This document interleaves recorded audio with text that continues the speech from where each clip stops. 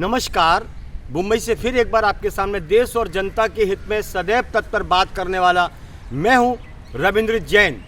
आज का विषय होगा कलंक। भारत के 99% नेताओं ने हमारे देश को कलंकित किया है। कभी गौ रक्षा की बात करते हैं, कभी देश को साज और संवारने की बात करते हैं, कभी भारत की संस्कृति की बात करते हैं, कभी कुछ। नेताओं के पास जुमले के अलावा दूसरा कोई सब्जेक्ट है नहीं। ये कलंकित करने पर उतारू हैं। हमारे भारत की संस्कृति और मिट्टी को खराब करने का काम इन्होंने बीड़ा उठाया है, क्योंकि इनके पास कोई मुद्दा है नहीं। इनके पास एक ही मुद्दा है कि जनता को किस तरह उलझाया जाए। क्या वो मस्जिद हो, क्या वो मंदिर हो, या कोई भी मुद्दा हो, उन्हें उलझाना है और देश की जनता का पैसा खाकर अय्याशी करनी है। हमारे भारत के नेताओं से पूरी दुनिया दुखी है। ये बेशक अपने आप को बहादुर समझें, बेशक अपने आप को बहुत ज़्यादा समझदार समझें, लेकिन हकीकत तो ये है कि हर नेता 99% खाने के लिए सत्ता पर आता है और इतना खाता है कि इसका पेट नहीं भरता। एक गरीब आदमी की भूख मिट जाती है एक रोटी से, लेकिन इस नेता अय्याश नेता की भूख नहीं मिटती। ये देश को खाने से नहीं चूकता है।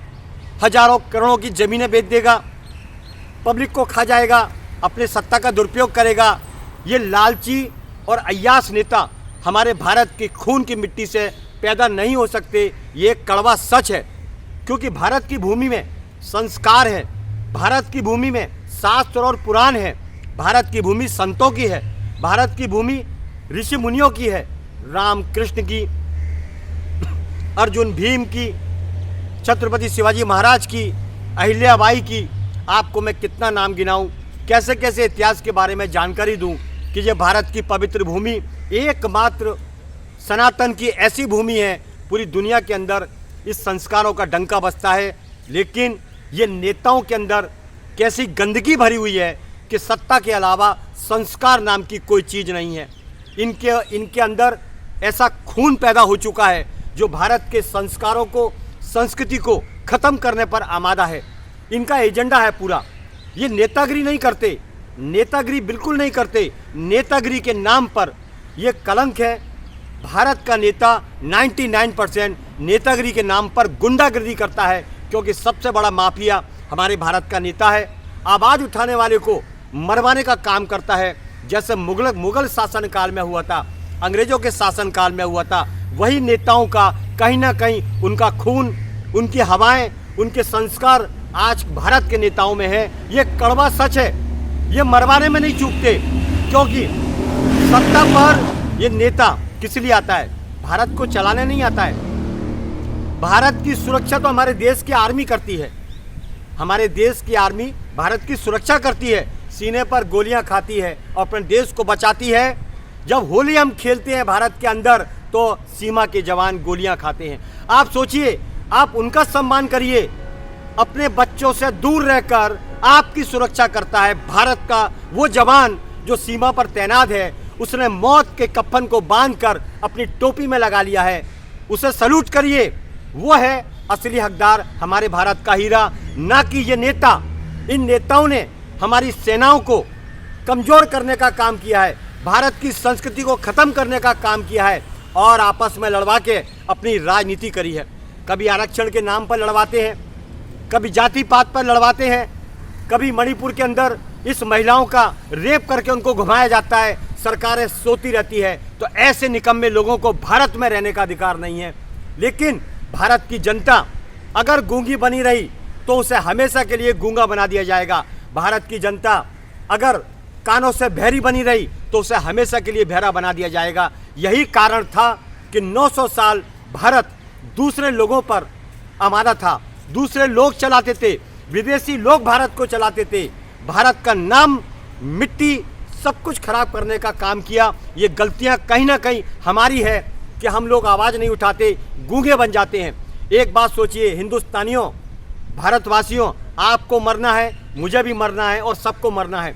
हर नेता को मरना है, हर योद्धा को मरना है, हर संत को मरना है। जिसने जन्म लिया है उसे मरना है। तो सच बोलने से क्यों डरना? सच्चाई एक ऐसी हकीकत है, सच्चाई एक ऐसी शक्ति है, सच्चाई एक ऐसी ताकत है जो अच्छों को निस्ताबूत कर देगी। ये सत्य है, इसे कोई नहीं मार सकता। इसलिए डरिए मत, आवाज उठाइए।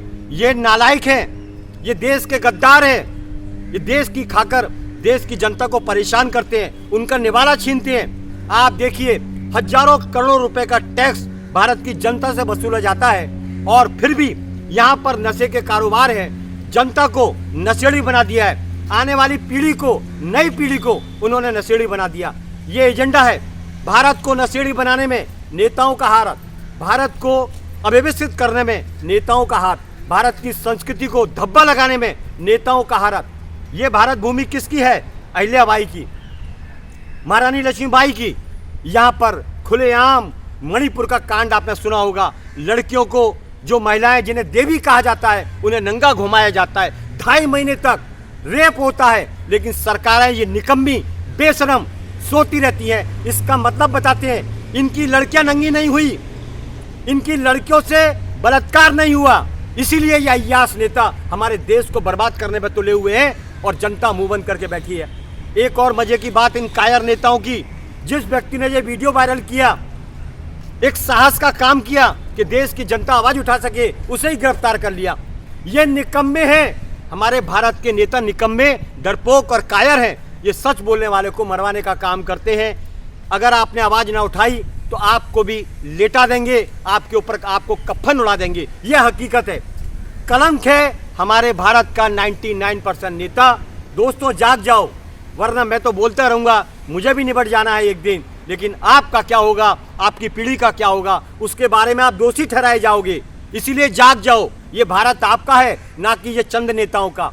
चलिए फिर आऊंगा जगाने आपको, बार बार आता रहूंगा। जब तक मेरी सांसें ऊपर वाले के हाथ में है, मैं आपको जगाता रहूंगा, जगाता रहूंगा, जगाता रहूंगा। मैं हूं मुंबई से रविंद्र जैन।